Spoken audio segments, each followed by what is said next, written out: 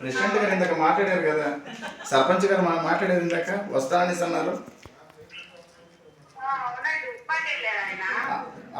కాదమ్మా, ఇందాక ఆయన వెళ్ళలేదు, ఉప్పాకి వెళ్ళలేదు, ఇక్కడే ఉన్నారు. ఉక్కుంపేటలో ఉన్నప్పుడు చేశారు కదా మేడం, సర్పంచ్ మేడం గారు ఫోన్ చేశారు కదా, వస్తామన్నారు కదా.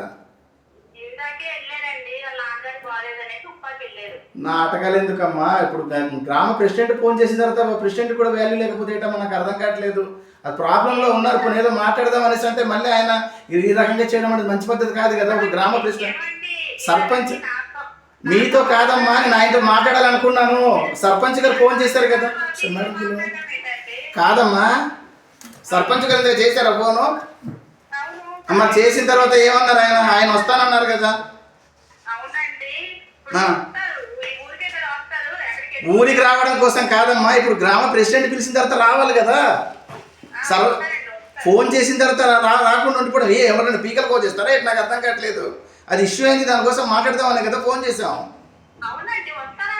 వస్తారు కాదమ్మా, ఇప్పుడు ఫోన్ మీ దగ్గర ఉంటే ఓకే, దాని గురించి మాట్లాడట్లేదు. ఇప్పుడు ఆయన తీశారు కదా ఇంతకు ఫోను.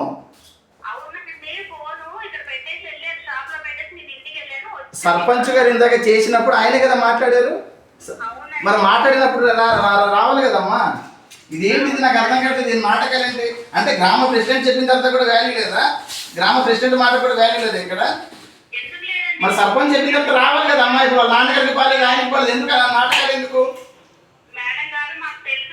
మేడం గారు తెలియడం కోసం కాదమ్మా, నేను ఇప్పుడు అక్కడి నుంచి మాట్లాడుతున్నాను. ఇప్పుడు ఆయన దగ్గర నుంచి ఇప్పుడు మేడం గారు ఉన్నారు ఇక్కడ పక్కన, మేడం గారు పక్కన ఉన్నారు కాబట్టి చేస్తున్నాను.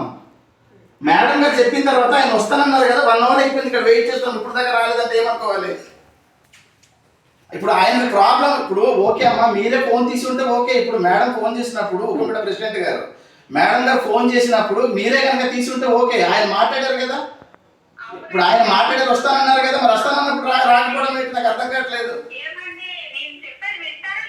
చెప్పండి చెప్పండి.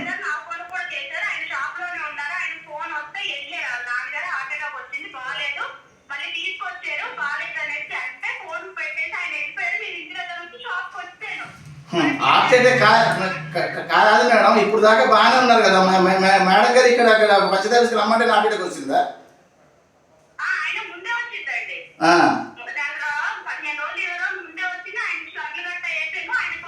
చెప్పాలి కదమ్మా. ఇప్పుడు కాదమ్మా, ఇప్పుడు ఒకవేళ అలా అయినప్పుడు ప్రాబ్లం అయినప్పుడు మేడం గారికి ఫోన్ చేసి మేడం